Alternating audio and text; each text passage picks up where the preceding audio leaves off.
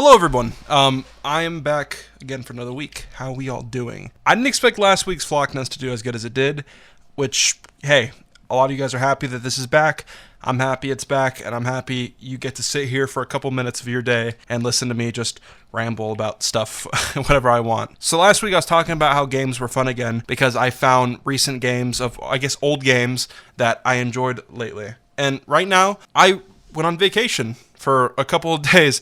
I went to California and I had a good time, and now I'm coming back to work on a video again. And I want to talk about this episode, the benefits of productivity. I had a lot of issues with this last year of not doing anything, of having to battle procrastination. I have two weird things fighting against me when I have to be productive, and it's a mixture of my online world and my offline world, and both of them could sometimes affect my mindsets that make me not as productive as I should be. I think productivity is weird because it creates like this cycle of insanity where I really like to be productive, but then when I have to be productive, it's trembling. It literally makes me tremble with fear because I set high expectations, I feel like I'm not good enough, and I feel like enough is just happening in general. I've had situations where I've gone a whole month of doing nothing productive, literally wasting time. I think maybe 4 months ago, I watched Mr. Robot, The Sopranos again, and a bunch of TV shows back to back to back because I was so anxious about a video idea that I wanted to make that I just didn't do anything. I got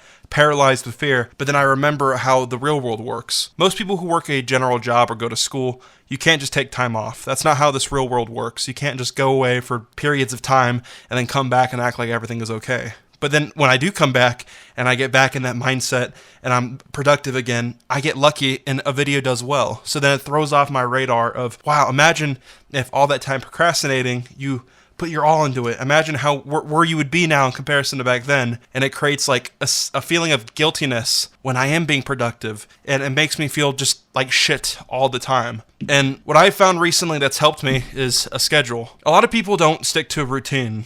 I'm one of them. I can't function correctly without a routine. If I give myself too much wiggle time, I find ways to procrastinate or find ways to not stick to the things I have to do. And I know you guys have heard about the make your bed method, but it's so true. I think the first thing that you guys should do, alongside with me, of what I did to help fix this productivity monkey, is get good sleep.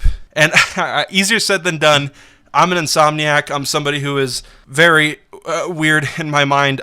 I don't sleep a lot. I struggle to sleep, but having a good sleep schedule is the first part to getting your life in order. When your life's out of whack, it makes you feel out of whack and it affects everything. I'm being serious, by the way. If all you guys are struggling with basic tasks, that's the first step to go. I was struggling with scripting and editing recently, and the first thing I did was just clear my space. Made my bed, cleaned my room, made my area look nice, and it made my mind just feel better. Is it placebo? Probably, but if you have to bullshit your mind to feel good in order to do something, then just do it. And then through this process, you can maybe build some discipline. Look, I have no place to speak on this, and I feel even weird speaking about this. I am no role model in any ways when it comes to productivity or getting discipline, but I'm trying, and I'm starting now versus not starting at all. Like I said, it's just those couple steps that could help. Clean your room, clean your workspace, have a good sleep schedule, be on time, and trust me, it'll take many tolls. It's fucking hard. It's hard to get yourself organized. But once you feel that organization coming through and everything feels good, and then you can start making bigger steps to different things, such as making a work schedule around your life. A lot of people clown the 9-to-5 mindset and not having your masters or not being able to do that. But the best thing about school and forced work is that it holds you accountable. So sometimes if you have to make an actual routine of what time to do and what day, then fucking do it. There's people who sometimes forget to eat, will sit on TikTok for 5 hours at a time. It's not good for you. And that's what I'm doing recently, and I feel good. I've been very productive with this new video, and the thing I have to do is when I finish this, just get to the next one, continue this, and see how it affects me in 3 months.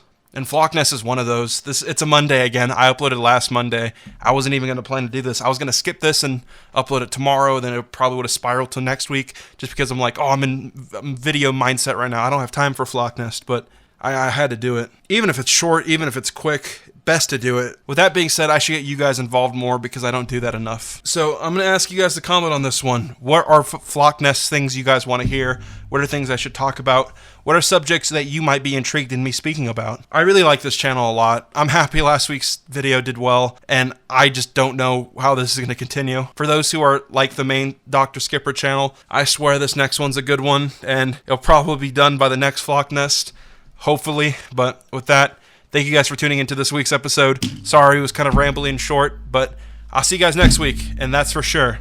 Goodbye.